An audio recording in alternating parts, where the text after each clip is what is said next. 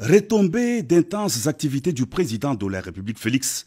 Antoine Tshisekedi Tshilombo à Washington, les États-Unis d'Amérique d'un côté et de l'autre l'Alliance de la République démocratique du Congo et la Zambie vient de conclure un mémorandum d'entente, un protocole d'accord pour développer en Afrique, dans la région de Copperbelt au sud-est de la RDC et au nord de la Zambie, une chaîne de valeur des matières premières qui entrent dans la production de batteries pour voitures électriques. Cette importante cérémonie, présidée par le chef de l'État, conjointement avec son homologue zambien Hakainde Hichilema, a mis autour d'une table le secrétaire d'État américain Anthony Blinken, le vice-premier ministre congolais des Affaires étrangères, Christophe Lutundula, et le ministre zambien des Affaires étrangères, Stanley Kakubo.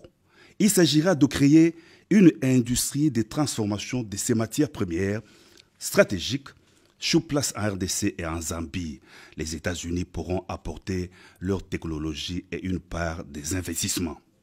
Toujours à Washington, le président de la République Félix Antoine Tshisekedi Tshilombo a pris une part active à une conférence sur la lutte contre le changement climatique aux côtés du secrétaire d'État américain Anthony Blinken et de plusieurs chefs d'État africains, ainsi que de l'envoyé spécial des États-Unis pour le climat, John Kerry.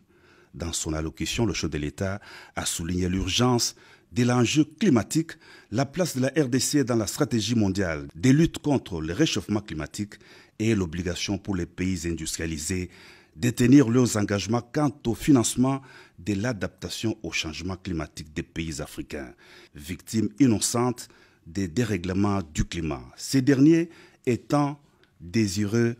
de produire l'énergie propre pour soutenir leur développement économique afin de sortir du cycle infernal de pauvreté. En bilatéral, le président de la République Félix Antoine Tshisekedi Tshilombo, à la tête d'une délégation congolaise, a mené des discussions entre la RDC et les États-Unis d'Amérique, représentés par le secrétaire d'État américain Anthony Blinken. Au cœur de leurs échanges, la situation sécuritaire dans l'est de la RDC, où le pays subit une agression injuste de la part des terroristes du M23 soutenus par le Rwanda. La RDC demande aux États-Unis de s'impliquer plus fortement